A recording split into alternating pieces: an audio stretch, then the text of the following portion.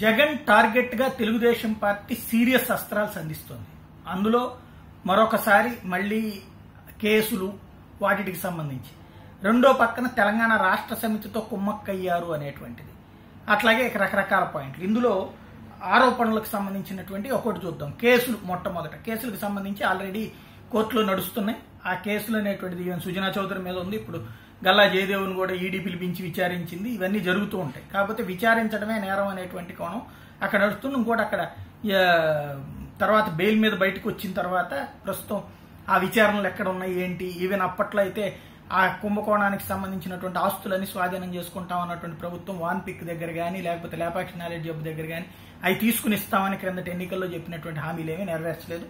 అదే కాకినాడ పోర్టుకి వాళ్ళందరికీ కూడా మళ్ళీ అదనపు భూములు ఇచ్చింది కూడా మనం ప్రత్యక్షంగా చూసాం.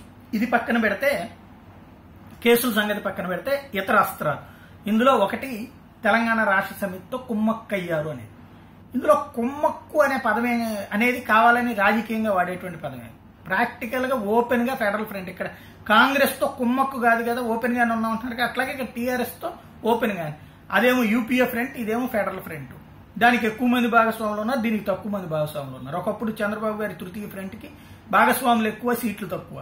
ఆ తర్వాత యూపీఏ భాగస్వామ్యంలో ఇప్పుడు పరిస్థితి ఏంటనేది అందరికీ తెలిసినటువంటిదే. ఓ పక్కన ప్రధాని కావాలనుకునే మమతా బెనర్జీ, ఇంకో పక్కన మళ్ళీ కాంగ్రెస్ ప్రధానమంత్రి కాకూడదు అనుకుంటది. తనదే రాష్ట్రంలోనేమో ఎవరితో పొత్తొద్దంటది. ఇంకో పక్కన అఖిలేష్లు, మాయావతులు పొత్తొద్దంటారు, మళ్ళీ కాంగ్రెస్ కూటమిలో ఉన్నామంటారు. ఇదంతా ఒక గందరగోళపు గంప. ఆ వ్యవహారాలలో ఒక ఎత్తు. అదేవిధంగా ఇక్కడ ఫెడరల్ ఫ్రంట్ అనేటువంటిది కూడా అదే. ఇక్కడ ఉన్నది ప్రస్తుతానికైతే కేసీఆర్, జగను, నవీన్ పట్నాయక్ వీళ్ళు తప్పించి పెద్దగా జాయిన్ కాలేదు. మధ్యలో మమతా బెనర్జీ వీళ్ళందరూ ఇక్కడ కేసీఆర్ కంటే కూడా బాబే బెటర్, కొంచెం మీడియేటర్షిప్ బాగా చేయగలుగుతారని అటు పక్కకి వెళ్ళినటువంటి సందర్భం ఉంది. అట్లాంటి నేపథ్యంలో ఫెడరల్ ఫ్రంట్ లో ఉండటం అయితే బూత్ అయితే కాదు, కానీ అదొక అస్త్రం కింద తీసుకునేటువంటి ప్రయత్నం. అది తెలంగాణకి న్యాయము, ఆంధ్రాకి అన్యాయం అనేది. ఇంకోటి మూడవది, కేసీఆర్ ఇక్కడ జోక్యం చేసుకుంటారు ఆంధ్రప్రదేశ్ రాజకీయాలు. జోక్యం చేసుకుని ఏం చేసుకోవాలి? కాంట్రాక్టులకు సంబంధించినవన్నీ అక్కడ ఉన్నాయి తెలంగాణలో. కాంట్రాక్టర్లు అందరూ ఆంధ్ర వాళ్ళే. ఇప్పుడు ఇక్కడ కట్టేటువంటి మెగా సంస్థ అక్కడ కూడా కన్స్ట్రక్షన్ చేస్తుంది.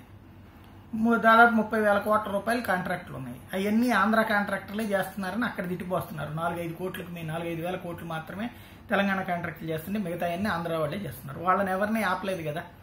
రెండవది, ఏ బేసిస్ మీద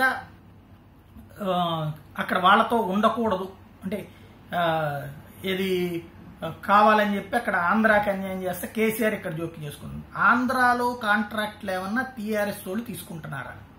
తీసుకోవడానికి ఉందా? అక్కడే ఆంధ్ర వాళ్ళకి ఇస్తున్నప్పుడు ఇక్కడ ఏముంటది? ఇంకోటి, అందులో కాంట్రాక్టర్కి ఆంధ్ర ఏంటి తెలంగాణ. ఇప్పుడు ఆంధ్ర వాళ్ళందరూ వెళ్ళి ఛత్తీస్గఢ్లో కాంట్రాక్ట్ చేయలేదా?